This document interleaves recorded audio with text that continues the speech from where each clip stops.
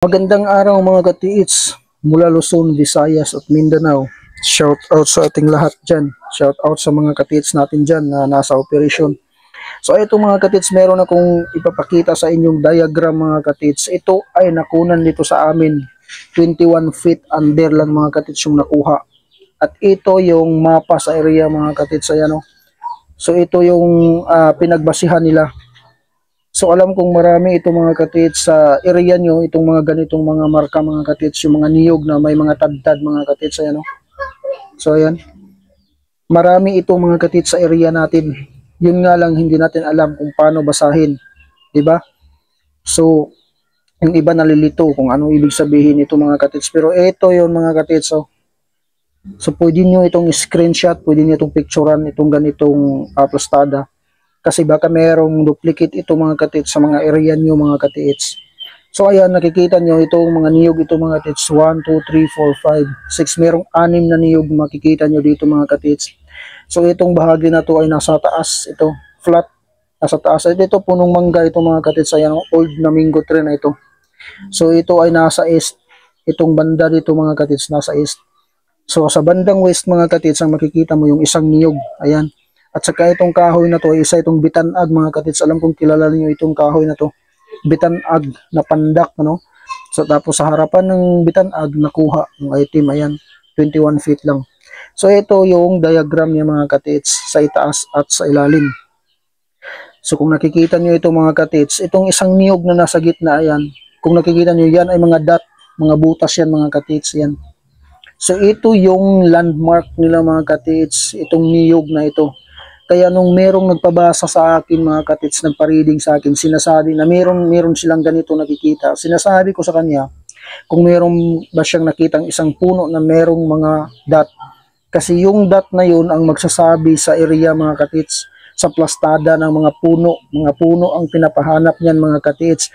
Pero kung wala kang makikitang puno sa area mga katiits, bato lang, stone mat, ito yung stone mat, tapos mga bato sa paligid, bato rin yung hahanapin mo. Pero ito dahil punong kahoy na sa paligid, ay kahoy ang pinapahanap. Kung nakikita niyo yan mga katiits, ayan, oh, pareho ang plastada dito sa area. So ito yon ginawa ko mga katiits, ayan, oh. Ito. Kung titingnan mo, ayan, oh, nagpupurma siya ng arrow mga katiits. Arrow talaga yung purma niya. Meron siyang tinuturo, ayan o, sa S dito banda. So kung sa mga beginners ito mga katiits hindi marunong mag-analyze, ay pupuntahan yung S doon, papalayo. So nandito lang yung nakunan eh, ayan o, malayo ka na kung pupunta ka pa doon. So iiwanan mo ito. So dapat mo palang, ang dapat gawin ay titingnan mo isa-isa yung mga niyog. Ayan mga katiits. Kasi kung titingnan mo yung pastada sa mga dot, merong dalawa. Ayan o, merong dalawa na nasa gilid. Ayan o. So ito, hahanapin mo itong dalawa mga katiits dahil ito ay hindi naka-align sa arrow. Ayan o. Separate. Pero dahil ito ay nilagay dito, ayan. So kailangan mong hanapin yan, yung dalawa na yan. Kasi ito yung may sekreto, ayan. So ito mga katiits, sa west na bahagi, ito yung makikita mo, isang niyog na naman. So simula dito, sabi nung nakakuha, 30 meters itong niyog na to at saka ito 30 meters yung distance niya at nasa baba, ayan o, paakyat o, foot of the mountain. At meron pang isang bundok sa kabila, ayan o, merong creek dito mga katiits o, sa baba. So dito mga katiits makikita mo yung isang niyog. Ngayon, itong dalawa itong mga katiits ay ito pala yun. Itong puno na to, ito ay bitanag, ayan o. Pero makapagtataka dahil yung dalawa yung sinasabi dito mga katiits, dito sa nakaukit na dot, wala kang makikitang pares itong kahoy na to. So ito mga katiits ang dapat nating tandaan.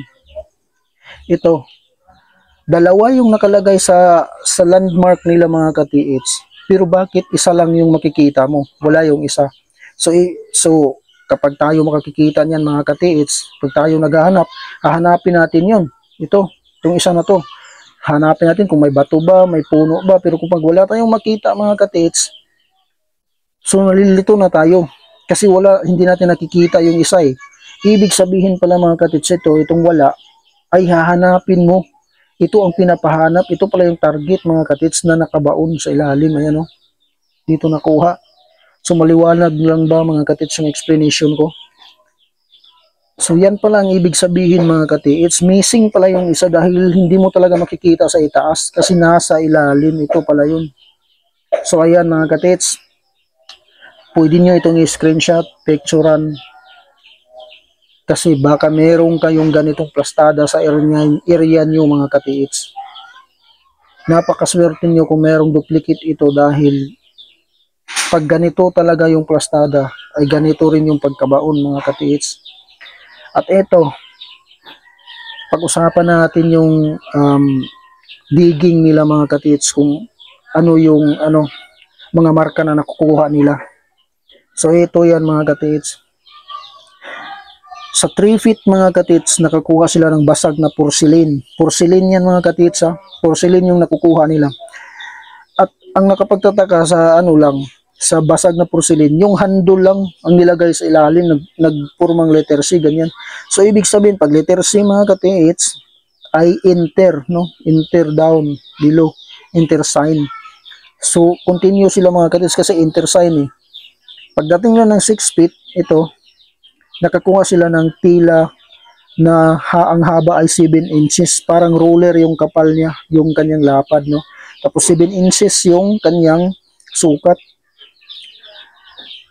So, ibig sabihin pala mga katiits, kasi 21 feet lang nakuha nila, yung 7 inches pala equivalent to, convert into meters, so 7 meters, 21 feet, ayan o, nakuha nila mga katiits. Pagkatapos ng 6 feet, hanggang 10 feet bago lang tagpuan itong bato, ay nadaanan na itong mga square, triangle, rectangle.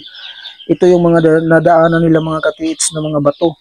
So nagpapahiwatig siya mga katiits na merong nakabaon na box kasi yung mga nakuha nila dito mga square lang, square, rectangle, triangle ng mga bato. So triangle ibig sabihin mga katiits yan ay positive, triangle is center. So nasa ilalim. Pagdating ng 10 feet mga katiits, itong bato na to nakuha nila 15 kilos na bato. So medyo malaki na to. Circle. Tapos may naka-engrave na box, no? Tapos merong underline, no? Na papasok o papunta sa ilalim yung line niya. So ibig sabihin under mga katits, ilalim ng bato na to, merong box na nakabaon, sabi ng marker. Sa ilalim ng bato na to, merong box na nakabaon sa ilalim. So yun ang ibig sabihin niya mga katits. Then pagdating nila ng simula sa 10 feet pababa, 12 hanggang 18 feet, solid simula sa malambot tapos tumigas konti hanggang tumitigas na talaga mga katiits, hanggang matigas na talaga, napakatigas na talaga mga katiits yung dinaanan nila, pero hindi nila iniiwasan kasi nasa center sila eh, at siguro meron silang gamit mga katiits na na-detect nila, so kaya sila nagpursige at dahil legit rin yung mga marka na nadaanan nila. So pagdating nila mga katiits sa 18 feet hanggang 20 feet, ito yung nakikita nila, yung tatlong bato na ganito kalaki mga katiits, na nag-triangle ang formation sa ilalim. Tapos merong mga grasa, yung pagkasabi, may mga grasa daw eh. Nakabalot ng grasa yung tatlong bato na yan. At pagdating dito sa ilalim mga katiits, ito na yung bumalagta sa kanila.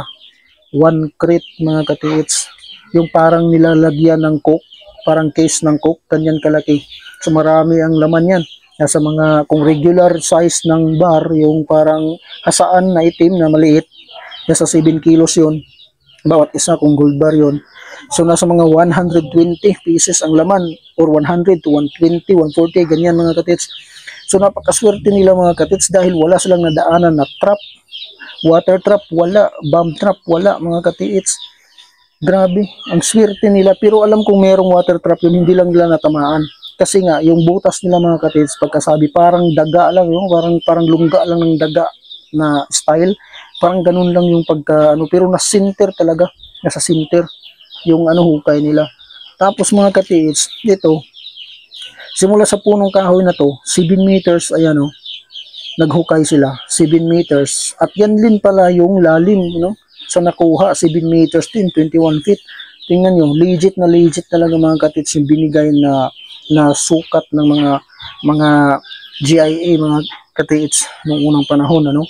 Legit talaga at nasa foot of the mountain, ayan, no. Minsan yung iba papasok ganyan yung pagkagawa papunta dito. Pero ito ay todo palalim lang, ayan, no. Grabe, no. Pero hindi natin matatawag na giveaway mga katids kasi malalim, 21 feet na eh. At saka medyo malaki na rin yung nakabaon kasi 1 box eh. So nasa mga medium deposit. Kasi yung mga mga katids giveaway ay malalim yun is 4 meters, 3 meters to 4 meters. So yan lang yun mga katids naglalaro, no. Nasa 15 feet lang, 10 feet, 9 feet pataas, pababa. So yun mga katids matatawag pa natin yun na giveaway kasi mababaw lang. Pero ito 21 feet, medyo malalim na ito mga katids. So ito siya mga katids, no. Alam kong naintindihan nyo ito mga katids, itong ginawa ko, itong explanation ko, alam kong naintindihan nyo lang ito mga katids. Sa akin lang, kung gusto nyo mga katids na makahits, no, makahits, picturean nyo ito, screenshot nyo ito mga katids, baka meron kayo sa area nito. Lalo na kato, ganitong mga tabas na to mga katids, ayan, no. Marami yan sa area natin. Marami yan mga katids. So, napakaganda, no. Ito yung kumpas niya, no. Ayan. Ito mga katids. So, east, west, ito yun, no. Itong niyog na yun, nasa west.